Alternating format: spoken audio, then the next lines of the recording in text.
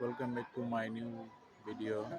তো অনেকদিন থেকে ভিডিও করতে পারছিলাম না, কারণ বাইরে সেরকম যাওয়াই হচ্ছিল না। তো আজকে আবারও চলে এসেছি, গাড়িতে জল টল মেরে রেডি করে নিলাম। এখন যাবো বালুচর।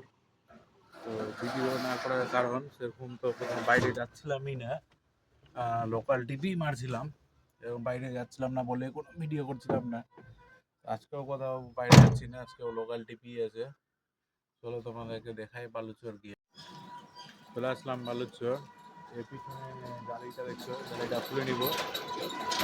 লেবার এখনো আসেনি, তবে পার্টিকে এখন ফোন করব যে লেবার কত দূরে আছে না আছে। জালিটা আগে খুলে নিই, তারপরে আবার লেবারকে ফোন করব। এই যে জালিটা না মেরে আসলে কিন্তু মাল পিছন দিকে পড়ে যাবার ভয় থাকে, এই জন্য জালিটা মেরে নিয়েছি। চলে আসলাম বিজেপি পার্টি অফিস। ওই যে সামনে বিজেপি পার্টি অফিস, এখানে মালটা খালি হবে।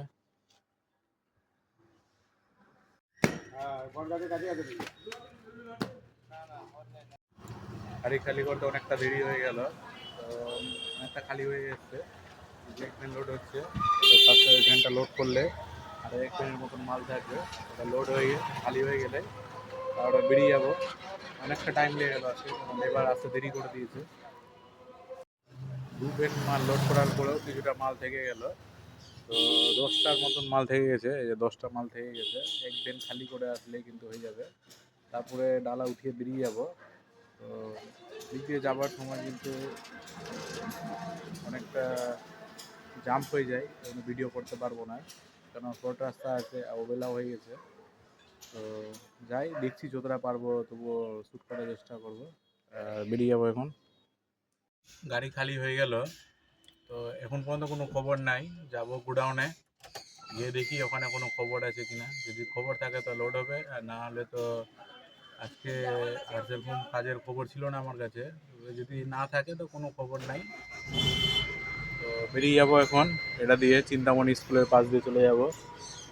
তো এখন ভিডিও করতে আর পারবো না, কেন যে এখন চলে আসলাম 420 মোড় সিগন্যাল। তো ওটা দিয়ে বেরোনোর সময় ভিডিও করতে পারিনি, কারণ একটা গেঞ্জাম থাকে, আর হাতে এইভাবে ফোন ধরে কিন্তু ভিডিও করা যায় না ঠিকভাবে গেঞ্জামে। তো এখন সিগন্যাল হয়ে আছে, সিগন্যাল হলে কিন্তু চলে যাবো গোডাউনের দিকে বেরিয়ে।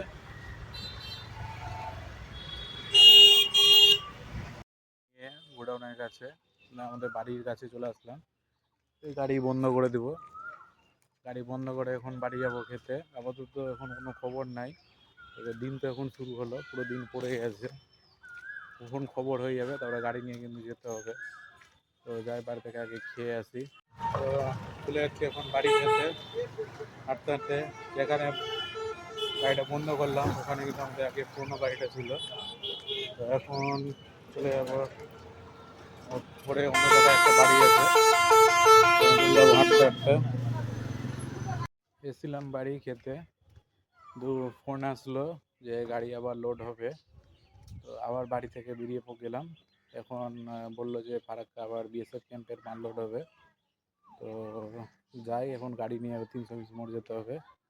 তো আমাদের কিন্তু ছুটি হয় না, দিন শুরু হলো মানে কোনো না কোনো কাজ হবে, তো তখন আর সন্ধ্যা পড়ে যাচ্ছে।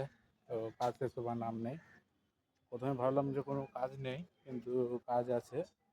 বাড়ি থেকে বেরিয়ে গেলাম, চলো যাই গাড়ির কাছে। গোডাউনে গাড়ি লোড হয়ে গেল। আমাদের যে গোডাউনটা আছে সেখানে কিন্তু গাড়ি লোড কমপ্লিট। এখন যাবো 320 মোড়। আর রোদ্রের টেম্পারটা অনেক আছে, দেখতেই পাচ্ছ আমি অনেকটা ঘেমে গেছি, গরম অনেকটা আছে। পাচ্ছ রৌদ্র কি হারে করেছে, হয়তো ক্যামেরায় বোঝা যাচ্ছে না, কিন্তু আজকে রৌদ্র অনেক করেছে। তো এখন বেরিয়ে যাবো 320 মোড়।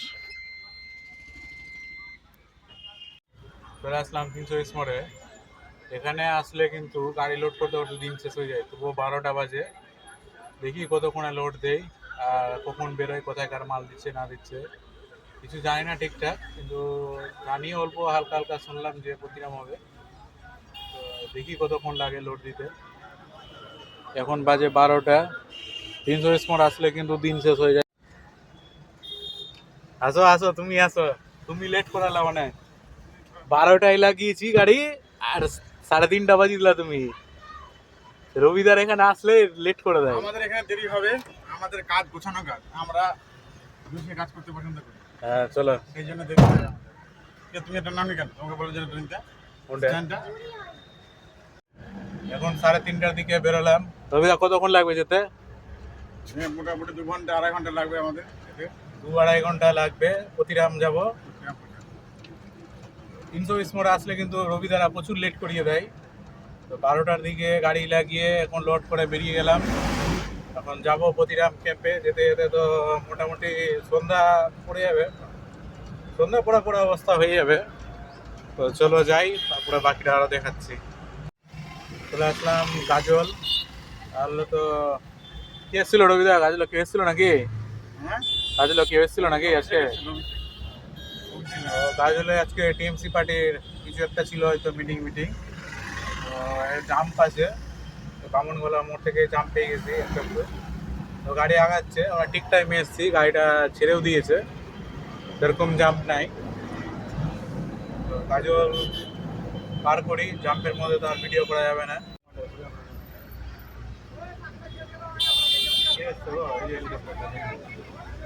এই দেখো হেলিকপ্টারে কি এসছে। হেলিকপ্টার দেখার বিলে গেছে কত ভিড় দেখো। দেখো বন্ধুরা কত ভিড়, হেলিকপ্টার নেমেছে তো গাজলে।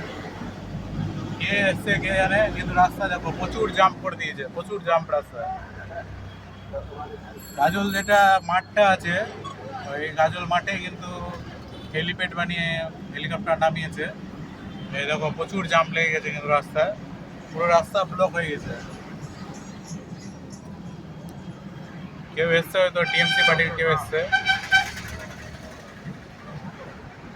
এখন চলে আসলাম বুনিয়াদপুর। রাজবংশী যারা ভিডিও দেখো তারা কিন্তু বুনিয়াদপুর থেকেই আছে। এই যে বুনিয়াদপুর সরাইহাট ঢুকছি।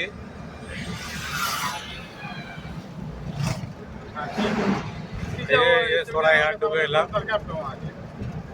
এটা কিন্তু বুনিয়াদপুর সরাইহাট পার হচ্ছি। এখানে কিন্তু ত্রিপুর যারা থাকে, যারা রাজবংশী ভিডিও বানায়। সামান্য এখানে আটো নেই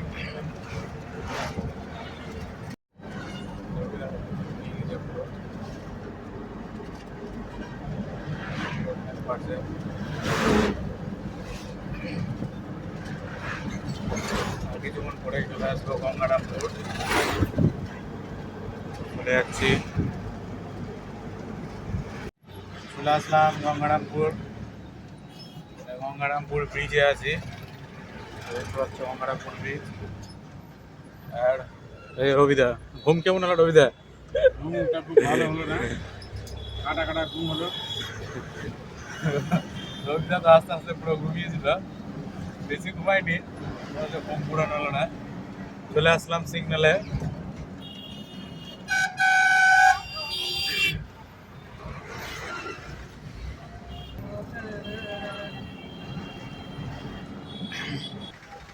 তো গঙ্গারামপুর সিগন্যালে চলে আসলাম। গঙ্গারামপুর কিন্তু দইয়ের জন্য বিখ্যাত না রবিদা? কিন্তু হ্যাঁ। খুব ভালো ক্ষীর দই কিন্তু গঙ্গারামপুরের খুব ভালো। এই সামনেই দোকান আছে, দইয়ের দোকান গেল। বালুঘাট থেকে আসতে বাঁহাতে পড়বে, আর মালদির থেকে যেতে ডান দিকে। ওই সিগন্যালটার ঠিক ওই যে ফওয়ারাটা আছে ওর কিন্তু পাশেই আছে।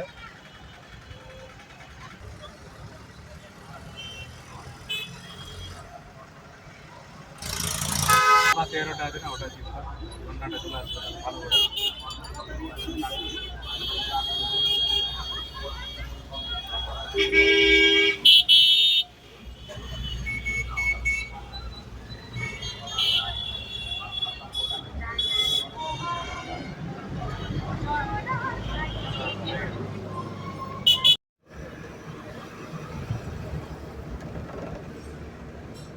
চলে আসলাম প্রতিরাম।